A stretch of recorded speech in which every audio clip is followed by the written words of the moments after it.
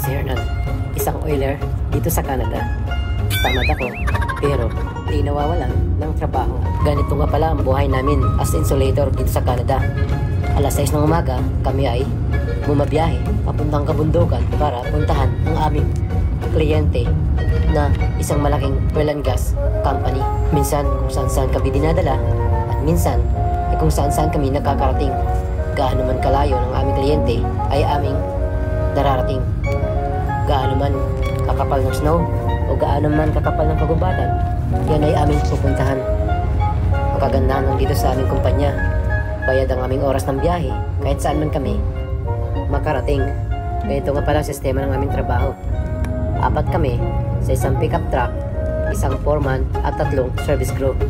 At sa araw nga na to ay 3 kaming Pilipino at ang foreman namin ay isang Canadian.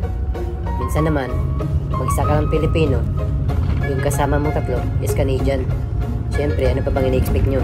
Nosebleed ang lolo nyo.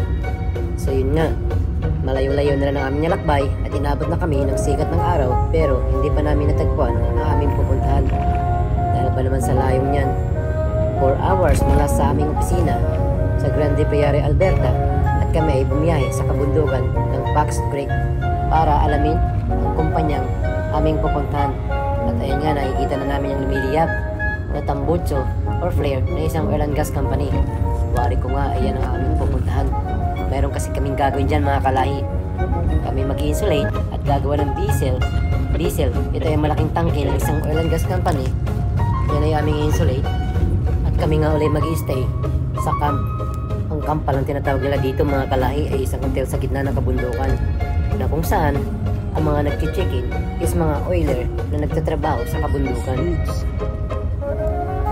Mga libre ang aming pagkain, almusal at hapunan. Yan ang kagandahan pag ikaw ay nagkakamp mga kalahi. Wala kang intindihing pambaon at lulutuin dahil nga mayroon kang camp na pagkukunan. So yan nga, kung makikita ninyo, isang malaking oil and gas company ang aming pinuntahan.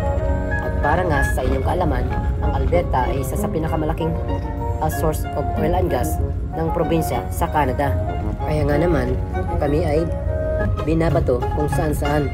Sa laki ba naman ng Alberta, Canada, at maging ibang province nga ay kasama sa aming nirorotahan. Katulad nga lamang ng British Columbia, at hindi lang insulating ang aming ginagawa, maging building making ng oil and gas company ay kasama rin sa aming trabaho. Kaya nga naman, kung minsan ay makikita ninyo ay nagkakarpintero ang kalahi nyo. Ayun nga, narating na namin ang oil and gas company at kami mag-umpisa na ng trabaho.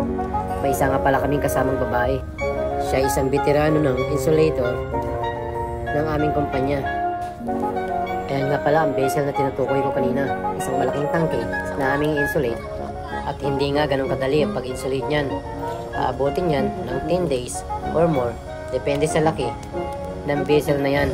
At hindi lamang yan ang aming ginawa dyan, kami nag-insulate din ng iba pang mga pipe at nagtayo na nga rin sila ng tower. Ayun nga, pauwi na kami. So isa kong kasamang si Brian ay relax na relax dahil nga hindi masyadong pagod sa trabaho. Pauwi nga pala kami niyan sa papunta ng camp, na kung saan doon kami mag-stay ng ilang araw at papasok din kinabukasan. So maganda rin ang ganitong trabaho kung saan ka nakakapasyal. Magandahan pa, bayad ang oras mo. Kaya na pang mahinintay nyo mga kalahi. Kung dito na kayo sa Canada at balak nyo mag-upgrade, pasokin ninyo ang oil and gas industry. Malalaki nga ang sahod dito, lalong-lalo na pag ikaw ay skilled trade at journeyman. Mag-umpisa ang rate mula sa 25 pataas. Oo, hindi mahirap ang trabaho, pero sulit ang pagod nyo. So hanggang sa muli mga kalahi, sama-sama din tayo sa aking mga susunod na kwento. Maraming salamat sa panonood. Ingat mga kalahi.